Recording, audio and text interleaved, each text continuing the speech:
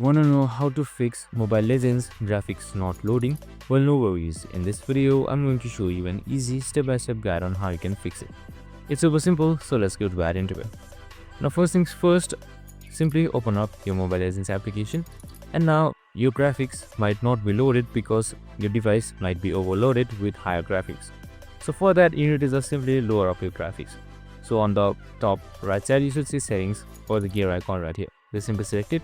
So once you're under basic here, you should be seeing your current graphic settings. So that is map quality, model quality, effects quality, and what's more. So you can just simply select to smooth for now, and if it's not downloaded, just simply select OK to download it. So that's it.